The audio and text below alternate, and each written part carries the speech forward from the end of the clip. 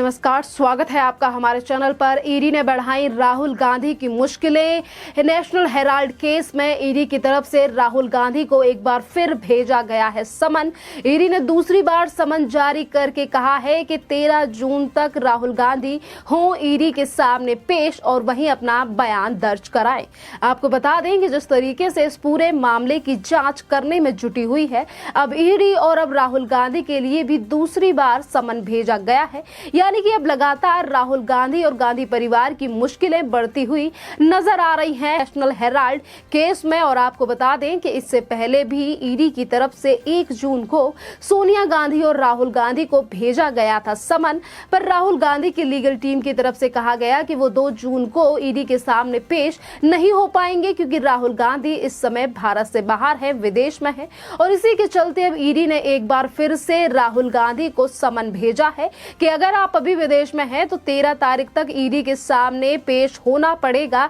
राहुल गांधी को, यानी कि 13 जून को। इसी के साथ अगर हम बात करें कि नेशनल हेराल्ड केस का जो मामला है, किस तरीके से 90 करोड़ का जो मामला है और 2000 करोड़ रुपए की ये कंपनी है, तमाम चीजें आज निकलकर सामने आ रही हैं। और वहीं अपने आप को बचाने के प्रयास में लगातार कांग्रेस पार्टी और गांधी परिवार लगा हुआ है। पर आपको बता दें कि जब 1 तारीख को समन भेजा गया था ईडी की तरफ से सोनिया गांधी और राहुल गांधी के लिए, तो राहुल गांधी के लिए 2 जून और सोनिया गांधी के लिए 8 जून को ईडी के सामने पेश होने के लिए कहा गया था। तो वहीं आपको बता दें कि कांग्रेस के नेता रणदीप सुरजेवाला का भी बयान सामने आया जिसमें उन्होंने कहा कि सोनिया गांधी को थोड़े माइल्ड लक्षण हैं और उन्हें कोविड पॉजिटिव हो गया है और कोविड हो गया है, जिसके चलते वो ईडी के सामने पेश नहीं हो पाएंगी। इसी को लेकर तमाम जो तर्क है, सियासी गलियारे से जो चीजें सामने आ रही हैं वो यही आ रही हैं कि किस तरीके से नेशनल हेराल्ड का जो मामला है,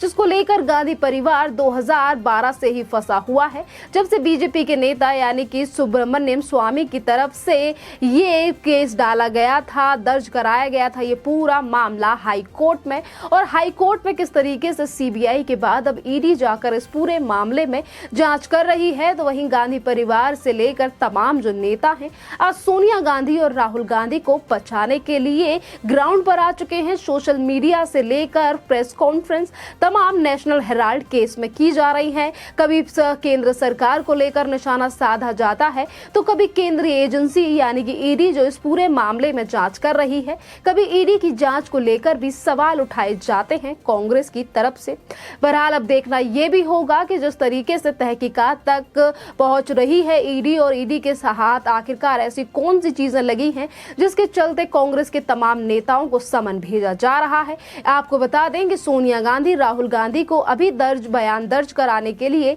अगर समन भेजा गया है, तो इससे पहले 12 अप्रैल 2022 को ही मल्लिकार्जुन खड़गे और पवन बंसल जो कि कांग्रेस के बड़े नेता हैं, वरिष्ठ नेता हैं और काफी सालों से कांग्रेस में भी हैं, और इसी नेशनल हेराल्ड केस के मामले में ईडी ने इन दोनों नेताओं को भी बुलाया था पूछताछ करने के लिए। और अब अगर राहुल गांधी और सोनिया गांधी की बारी है, तो अब देखना अहम ये होगा कि अगर 13 तारीख को राहुल गांधी भारत वापस आ जाते हैं, अपना घूमकर अपनी विदेश यात्रा पूरी कर तो अपना क्या बयान वो ईडी के सामने पेश करेंगे, क्या वो बयान दर्ज कराएंगे और किस तरीके से राहुल गांधी की तरफ से अपने आप को बचाने का प्रयास किया जाएगा। क्योंकि अगर हम नेशनल हेराल्ड की बात करें, जिसको लेकर आज कांग्रेस के रणदीप सुरजेवाला से लेकर पी चिदम्बरम और वहीं अगर अभिषेक मनु सिंघवी, तमाम ऐसे नेता हैं जो कि सोनिया गांधी और राहुल गांधी के पक्ष में बयानबाजी कर रहे हैं। नेशनल एजेंसी, केंद्रीय एजेंसी है ईडी, उसको लेकर सवाल उठा रहे हैं। तो आपको बता दें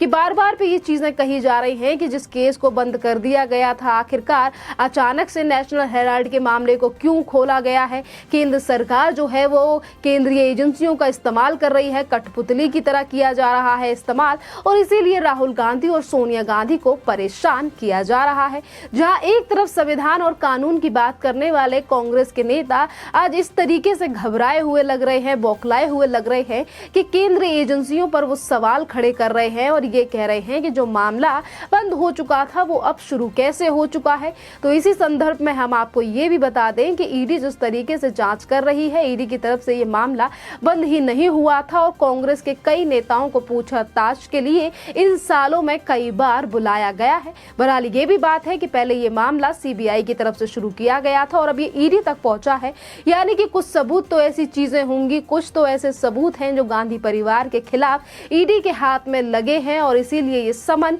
भेजा गया है। अब देखना अहम ये होगा कि सोनिया गांधी कब अपने कोविड से ठीक होती हैं और कब जाकर उनका बयान ईडी में जाकर दर्ज होगा और कितनी ही चीजें ईडी के पास है, ईडी के पास ऐसे कौन से सबूत हैं, कितनी तहकीकात इस पूरे मामले में ईडी की तरफ से की गई है, ये सभी चीजें भी आज देश की जनता जानना चाहती है। और बार बार पे ये कहा जा रहा है कि जैसे ही इस पूरे मामले की जांच पूरी हो ईडी की तरफ से, हम चाहते हैं कि चीजें जो और डिटेल जो है वो सार्वजनिक की जाए, क्योंकि जनता को पता चल सके कि किस तरीके से 5 लाख रुपए में शुरू की गई यंग इंडियन लिमिटेड कंपनी और उसने किस तरीके से करोड़ों की कंपनी पर कब्जा कर लिया, सिर्फ इसीलिए क्योंकि कांग्रेस का कर्जा था 90 करोड़ का एजीएल कंपनी के ऊपर, जो कि नेशनल हेराल्ड अखबार को चलाती थी। 2008 में ये कंपनी बंद हो गई क्योंकि हालत ही कुछ इस तरीके की थी कि एजीएल कंपनी ने नेशनल हेराल्ड अखबार को चलाना बंद कर दिया और 2 साल बाद ही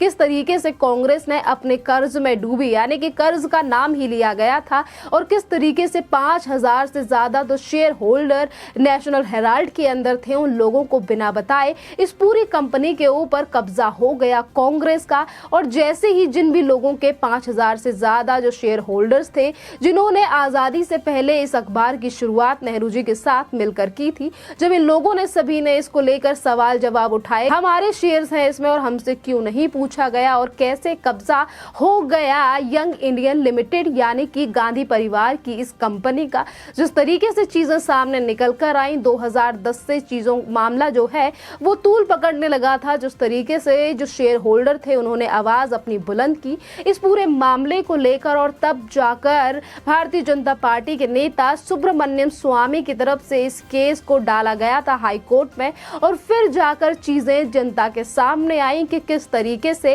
एक 90 करोड़ के कर्जे के चलते और 2-3 महीने पहले ही बनी कंपनी जिसमें शेयर होल्ड सबसे ज्यादा शेयर थे तो किसी के सिर्फ गांधी परिवार के, और उस कंपनी ने कैसे एजीएल कंपनी यानी कि नेशनल हेराल्ड अखबार चलाने वाली कंपनी पर कब्जा कर लिया जिसकी कीमत 2000 करोड़ की कीमत है। यानी कि किस तरीके से सिर्फ 90 करोड़ के कर्जे के चलते कांग्रेस ने इतना बड़ा घोटाला किया। बार बार वे जनता की तरफ से यही कहा जा रहा है। बात अगर उन तमाम नेताओं की जाए जो आज कांग्रेस के नेता हैं, बड़े पद पर हैं और आज वो लगातार सोनिया गांधी, राहुल गांधी को बचाने का प्रयास कर रहे हैं और ये कहा जा रहा है कि सिर्फ राजनीति के चलते ये सारी चीजें की जा रही हैं, एजेंसियों का इस्तेमाल किया जा रहा है। तो इसी पूरे प्रकरण को लेकर कल कांग्रेस के नेता पी चिदंबरम ने भी एक ट्वीट किया था जिसमें उन्होंने ये कहा था कि जिस तरीके से ईडी की तरफ से समन भेजा गया है वो तो एक इस तरीके का मामला है कि एक व्यक्ति कह रहा है कि मेरा पर्स चोरी हो गया और पर्स उसके पास था ही नहीं। जिस तरीके के आज तर्क दिए जा रहे हैं, बेबुनियाद बताया जा रहा है ईडी की कार्यवाही को लेकर कांग्रेस के नेताओं की तरफ से, तो वहीं दूसरी तरफ नेशनल हेराल्ड के मामले को लेकर बीजेपी भी लगातार हमलावर है कांग्रेस के ऊपर, सोनिया गांधी के ऊपर और बार बार पे कहा जा रहा है कि आईने को पर देखिए मत, आपके चेहरे में ही कुछ गलती है। अगर एक केंद्रीय एजेंसी अगर कोई जांच कर रही है तो किस तरीके से कांग्रेस के नेता जो हैं वो केंद्रीय सरकार से लेकर केंद्रीय एजेंसी के ऊपर सवाल उठा रहे हैं। और इसी को लेकर अभी कुछ दिन पहले भारतीय जनता पार्टी के नेता स्मृति ईरानी की तरफ से पूछा गया था कांग्रेस से सवाल इसी नेशनल हेराल्ड के मामले को लेकर और आज जनता का भी यही सवाल उठ रहा है कि अगर कांग्रेस के नेता ये मानते हैं कि ये वेंडेटा की पॉलिटिक्स की जा रही है तो इस पूरे मामले में सामने आना चाहिए गांधी परिवार को। आखिरकार क्यों राहुल गांधी और सोनिया गांधी